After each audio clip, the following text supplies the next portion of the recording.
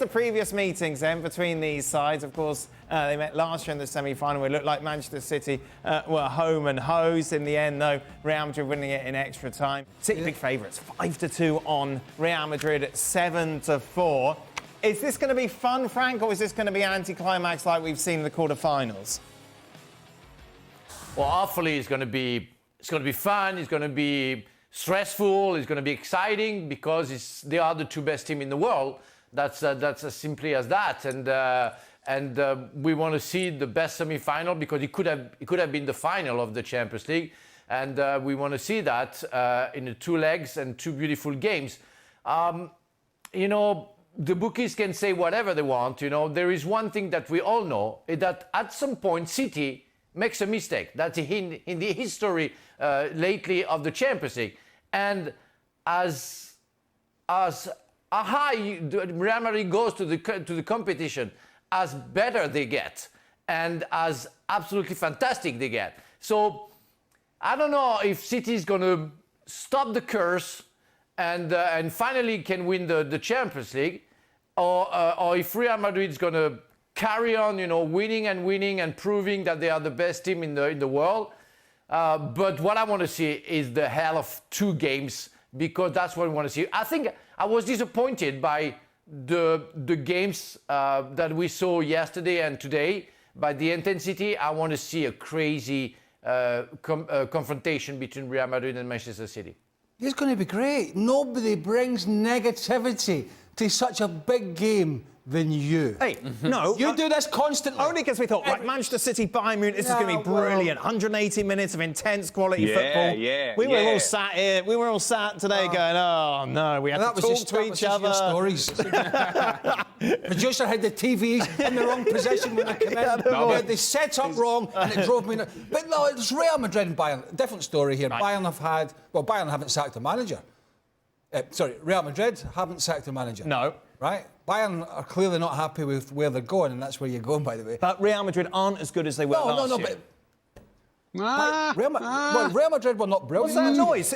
Who's making that noise? Too many people I'm making setting a bad note because I think that is too easy we've sat here and I've had to talk about Real Madrid far too much, and I'll tell you No. Real Madrid and winning the Champions League were not brilliant last season. But they won La Liga as well. They had momentum. They won La Liga because Atletico Madrid were hopeless. Barcelona were hopeless. They had great moments in the Champions League. But this team turned up in big moments. Right. Whether they're going to win or not against Man City is a different scenario.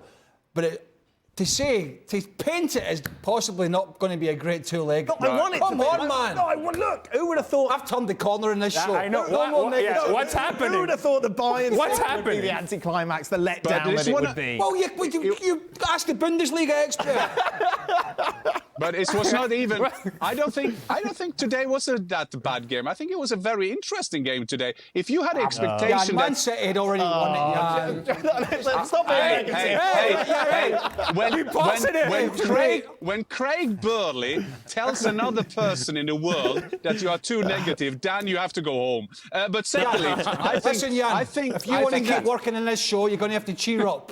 Cheer up, man. I think that for the semi-final, what a good thing about the semi-final, what I think very interesting, is that if you compare the players to each other, then you can say, and the Ancelotti with Pep and the titles and so on and so on. What I think will be very interesting is that you have a culture of winning a tournament. And Dan, I can't believe you said that they were so good last year and so bad this year. I mean, I didn't say. Did I say they were? No, I didn't. Don't put words in my mouth. I said they're not as good as they were last year. I think they are even more calm this year, and what they've done over the two games, it's arrogant. After the first game they beat Chelsea, they were like smoking a cigar on the pitch in Santiago and was thinking, what's the next game? Chelsea as the bar, Jan. Chelsea made Brighton look like Brazil at the weekend. You can't say, they beat Chelsea over two legs. You have to go overall. And Bayern lost to Villarreal last season, so that can happen. I think that will be a fantastic semi-final, and Pep Guardiola going into this game thinking that I need to build up this culture at Manchester City and so on. And then you got Modric, Kroos, Benzema against Haaland, Courtois against Ederson, Ancelotti against Pep Guardiola. It will be a fantastic semi-final. Benzema needs to improve, though, doesn't he, Frank? Yeah, you hate the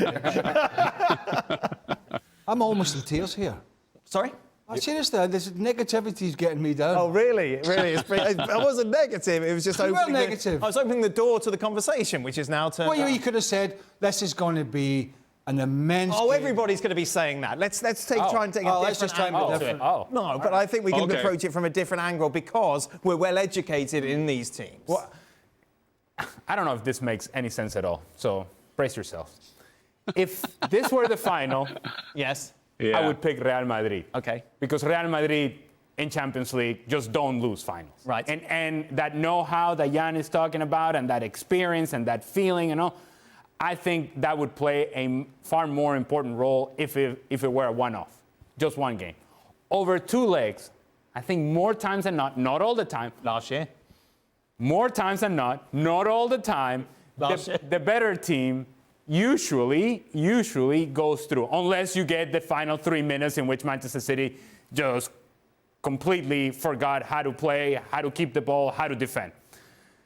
Manchester City, I think, over 2 legs is better than Real Madrid and can be more consistent than Real Madrid. If this is about moments of brilliance, yeah, take Real Madrid. If it is over 180 minutes, I'm taking Manchester City. See, one positive for City that could be a negative. Now, I'm not joining your negative club. But with this way of playing, with John Stones going into the middle of the park when they're in possession and Akanji going to the right to make a back 3, we know Vinicius Junior, you've got that smirk again. I'm interested. You're not interested. We know Vinicius Junior does not track back. He does not. And that's going to be a very, very important part of the field when Real Madrid win the ball back, when City lose it, whatever it is, and it will happen, that is Akanji exposed when John... Because he's never going to get back in. If it's John Stones or Kyle Walker, whoever it is, it's probably going to be Stones because that's who's played. There's no way in transition he makes it from there back in to help. So there are areas where Real Madrid can exploit how City try and exploit you, but that can work the other way. Bit of a 360, really. Yeah. Oh, really? Yeah, complete 360. To your point, there's a big decision for Ancelotti to make. Do I stay with Rodrigo playing on the right-hand side, or do I match numbers with Valverde and an extra midfielder? Do I match the numbers of Manchester City and try to fight through the midfield instead of having Rodrigo as a natural outlet down the right-hand side and force Manchester City to defend Rodrigo? We have seen last season that his decision was we're going to play Valverde in the hybrid role. This season, it has been different. Rodrigo has been the one chosen. Valverde then tucks into the midfield with just 3 in the middle. That's a decision that Ancelotti is going to have to not only make in terms of what they do defensively, but also how it limits them offensively. So much to look forward to. We've I'll tell you what, call Sebi. I can't handle you. Call Sebi? What's You're Sebi off gonna that do? day. You're off that day. You're in the Milan derby. Oh, really? Right. Really? I've been assigned to that. Yeah, that's because that's got negativity written all over it. Perfect. Perfect for you. Frank, Dull game. Frank, Real Madrid's clear drop in form, of course, means that they're not involved in the title race. For Manchester City, they're involved in everything. FA Cup, of course, Premier League as well, Champions League. We know they've got a deep squad, but who would you prefer to be solely on fixtures at the moment? Real Madrid, who can focus on the Champions League and a Copa del Rey final, or Manchester City? According to the age of some players at Madrid, I would say that Madrid is in a very good position because they can rest some players, and be ready and make sure they're going to be ready for the final. But City have proven that at the end of the season, they're always at their tops and they don't care how many games they have to play. They play and keep on winning. Remember that except tonight, where they drew, they were on the run of 10 games undefeated. 10 games winners, even though. And that's how Manchester City is at the end of a season. So I think it's not a problem for Guardiola to mix the teams, and be still powerful and consistent in terms of result. We don't know who's going to be the team. The semi-final is not tomorrow. It's in some weeks. So therefore, I would say that City, by playing every 3 days, doesn't have the time to think about that semi-final. which is not the case maybe for Real Madrid. It's an important point there in that schedule. Not so much the congested fixture list for Manchester City. It's the fact that they don't have to play the second leg at Santiago Bernabeu. Right. It's the first leg is at Santiago Bernabeu. Yes. Second leg, you're closing at home, Etihad. You have to imagine that plays into the hands and into the advantage of Manchester City coming into this matchup. I mean, he can't really afford to make many changes, can he? You know, Real Madrid. Sheffield United's a layup. You can put your B team out, yeah? Well, he'll make it. Yeah, I mean, That's all he'll right. always make changes, and it'll still be. Arsenal's quite a big game. I mean, Real Madrid can. To go back to your question, Real Madrid can pretty much do what they want. So you prefer to be in Yeah, Madrid's yeah. position? 100%. absolutely. Yeah. Well, no, I'd rather be in City's position.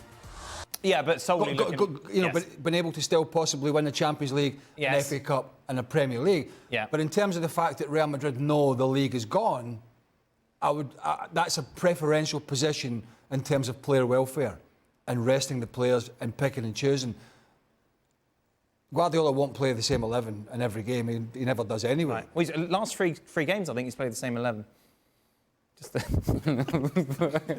Hold my jacket. Hold my jacket. Until the end between now and the end of the season. That's what I said. Right. Right, don't try and butter me up now. Okay. Last word to Jan, or do we have to move on? No, I'm just saying that I think No, we've that got to is- move on. is- Thanks. No. Okay, thank you.